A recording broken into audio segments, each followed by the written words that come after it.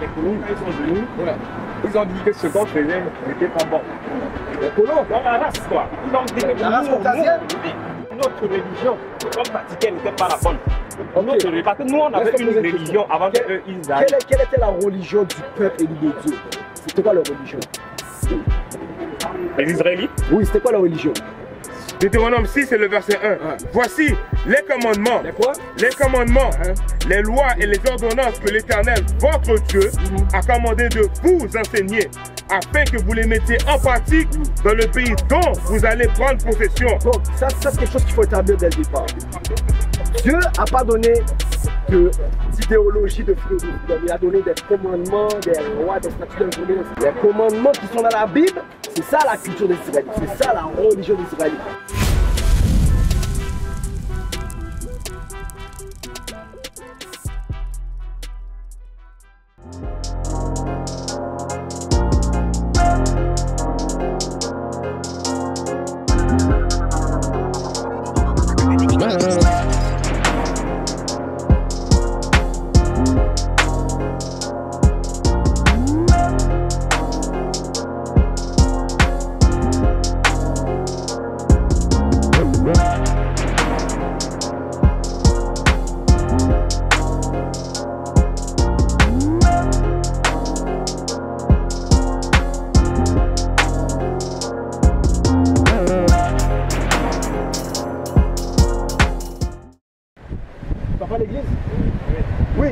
Laisse-moi poser une question. Qu'est-ce qu'il faut faire pour hériter du royaume des cieux? Non, il n'est pas à l'église maintenant, mais il n'est pas à l'église. Tu vas à l'église souvent? Ok, mais juste une question. Parce que je parlais à le frère tout à l'heure. Il disait qu'il était évangélique, d'accord? Et je lui expliquais qu'est-ce qu'il fallait faire pour hériter du royaume des cieux.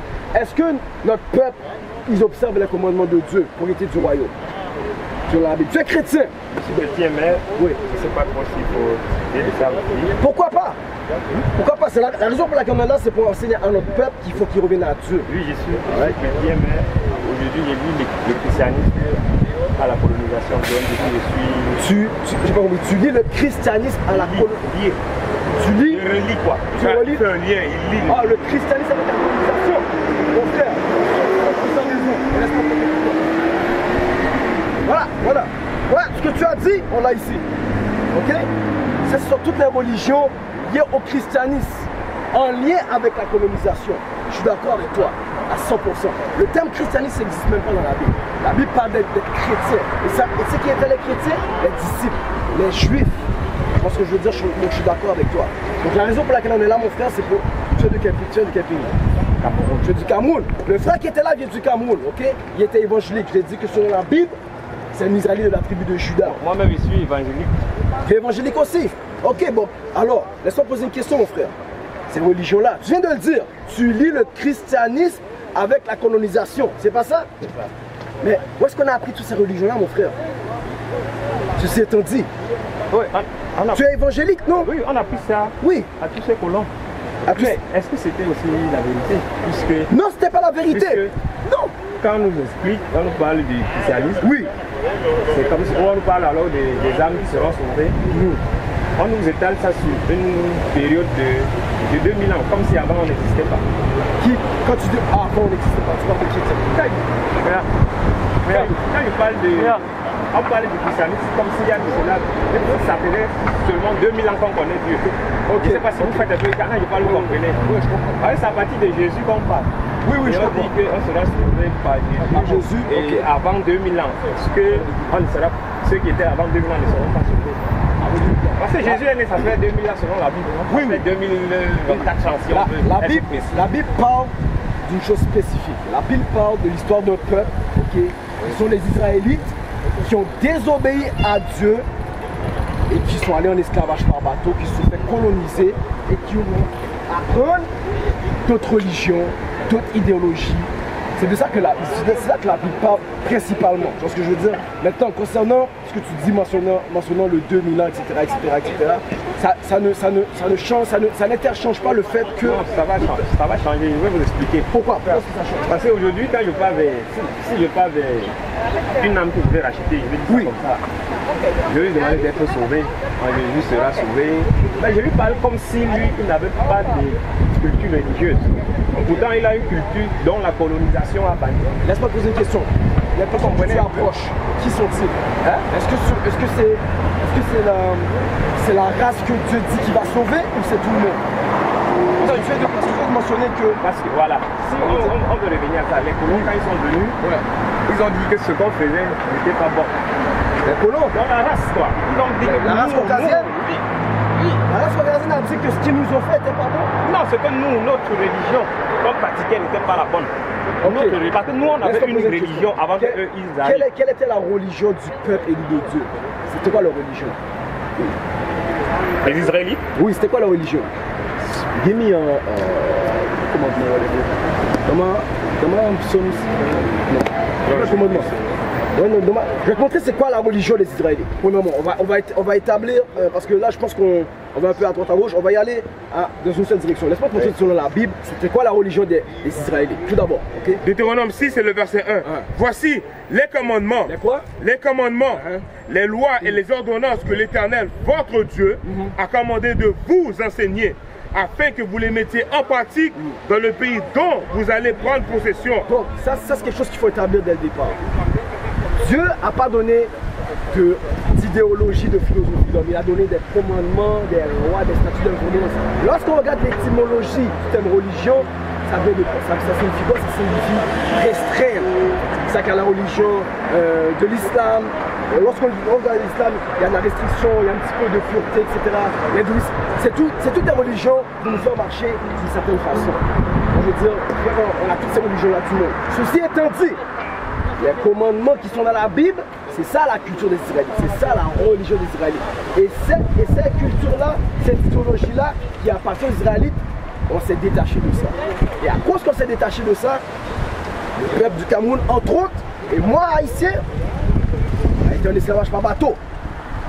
On a été en esclavage par bateau, on a servi des colons qui nous ont donné ça ici.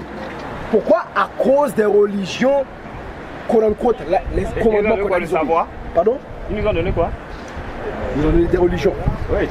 John Smith, Baptiste, parce que je veux revenir à ce que tu as dit au début. Tu as dit un terme vraiment important, mais je pense que tu n'as peut-être pas porté attention. Tu as dit que le christianisme est lié à la colonisation.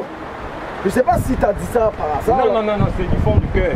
Exactement, mais devine quoi mon frère? C'est avec mon âme et mon esprit. Et devine quoi mon frère? Tu es dans un chemin errant. Parce que, oui, je vais t'expliquer pourquoi. Parce que laisse-moi poser une question. Sachant ça, pourquoi est-ce que tu restes dans l'évangile qui nous a mis en esclavage? Bon, voilà. Parce que tu es évangéliste de quelle dénomination? Tu es évangéliste de quelle dénomination? Comment? Quelle était la religion? Quelle était la condition du peuple de façon générale en 1901, mon frère? Le pentecôtiste, Charles Parham. Je peux répondre d'abord à la question que vous avez posée tout à l'heure. Non, je veux te répondre à ça. Quelle était la condition du peuple noir en 1901? Parce que tu dis que tu es pentecôtiste. Oui. Et tu as dit, c'est encore une fois, tu as dit le christianisme et la colonisation sont liés. Oui. Ça vient du christianisme, mon frère. Ça vient du christianisme. Notre peuple, on était oppressé, on était en bas d'échelle, on était enchaîné en 1901. Oui. Donc je veux dire, pourquoi tu suis le pentecôtiste alors? Je vais vous expliquer maintenant. Tu dois m'expliquer. Je suis né chez eux dans une famille. Ok. Et les parents ont décidé de mon choix. Thomas Ézéchiel 14, verset 1. Les parents qui m'ont orienté. Ok, parfait. Je ne suis pas sûr qu'aujourd'hui c'est votre parent qui vous a appris. Non, absolument. Dieu. Absolument. Peut-être qu'ils ont notre culture qui est le vaudou, mais aujourd'hui vous avez suivi Dieu. Ça veut dire que vous avez d'abord grandi dans le vaudou. Et après, vous êtes devenu conscient, entre guillemets. Je vais juste toucher entre guillemets. Et vous allez choisir vous avez choisi votre chemin. Moi aussi, je suis né dans cette... On m'a appris ces religions-là. Je suis né dedans, j'étais même catholique. Je suis devenu, il y a peut-être plus de 15 ans pentecôtiste par moi-même. Mais aujourd'hui, je me rends compte même que je n'aurais même pas dû l'être. Parce que j'aime ma religion qui a été bafouée. Bafoué et par toute cette colonisation-là. Vous avez dit qu'on s'habille aujourd'hui. Qui vous a dit qu'on est à l'Est? Qui vous a dit que c'est parce qu'ils vont vivre au Canada qu'on est très content d'être. Je peux vivre chez moi ici à l'Est. Le Canada, c'est pas le paradis. Parce que vous me parlez de qu'est-ce qu'on est. Vous nous parlez. On nous a apporté la civilisation. Non, quelle civilisation? Ça, c'est cerveau. On pense qu'ils nous ont apporté le meilleur, ils nous ont apporté le meilleur. Je comprends ce que tu veux dire.